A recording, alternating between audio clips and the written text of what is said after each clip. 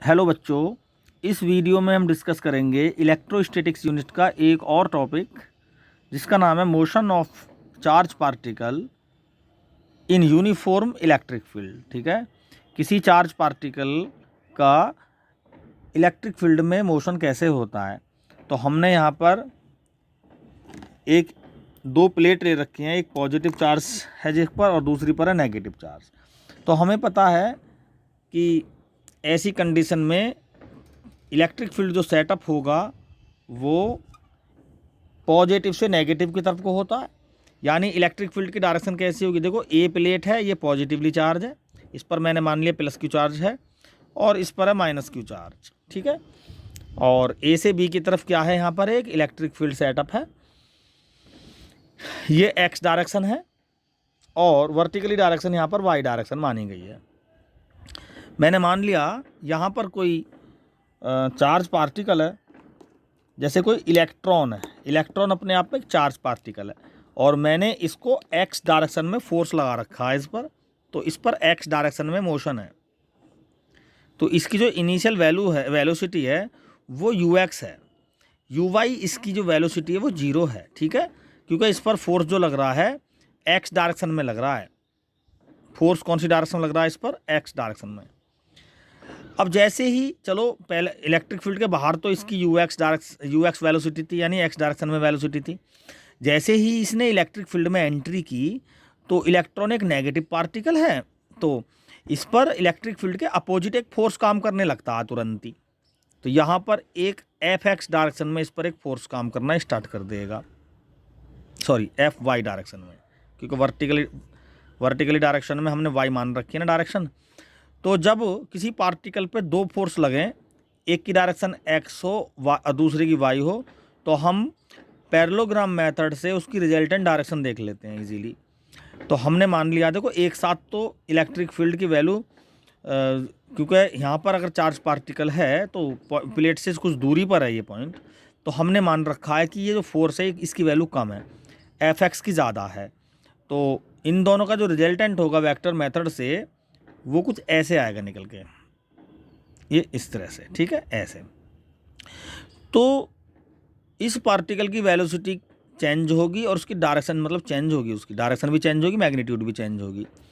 तो जो इलेक्ट्रॉन जिस डायरेक्शन में था वो उस डायरेक्शन से थोड़ा कर्व हो जाएगा, यानी चेंज हो जाएगी उसकी डायरेक्शन, इस तरह से हो जाएगी। ठीक है, अब यहाँ पर क्या हुआ, यहाँ पर ये इलेक्ट्रॉन इस प्लेट के और नज़दीक आ गया तो एफ वाई कंपोनेंट की वैल्यू और ज़्यादा बढ़ गई।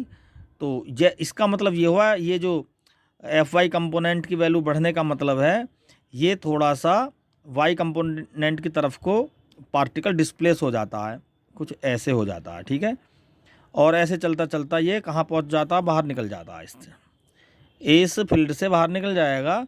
और जैसे जैसे टाइम पास होगा वैसे वैसे इस इलेक्ट्रॉन की जो डायरेक्शन है वो चेंज होगी और प्लेट ए की तरफ को ये चलता चला जाएगा और ये टकरा भी सकता है इससे और बहुत सी स्थितियों में ये पार भी कर सकता है इसको। ठीक है, तो किसी पर्टिकुलर टाइम टी लेंगे और हम मान लेंगे भाई पर्टिकुलर टाइम टी में ये पार्टिकल यहाँ पर है, तो इसकी वाई डायरेक्शन में जो डिस्टेंस होगी वो वाई होगी और एक्स डायरेक्शन में जो डिस्टेंस होगी वो हम उसको एक्स ही मान लेंगे। ठीक है, तो जब वो एक्स डायरेक्शन में था तो एक्स की जो वैल्यू होगी वो एक्स की वैल्यू होगी यू एक्स इंटू टी, क्योंकि जो यहाँ पर हम जो बात कर रहे हैं ना वो बात कर रहे हैं पार्टिकल पर फोर्स किधर को लग रहा है।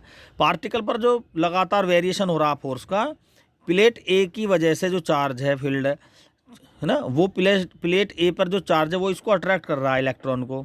या हम ये कह सकते हैं प्लेट ए से जो इलेक्ट्रिक फील्ड लाइन बी की तरफ को चल रही हैं तो फील्ड लाइन के अपोजिट इस पर फोर्स लगता है इलेक्ट्रॉन पर।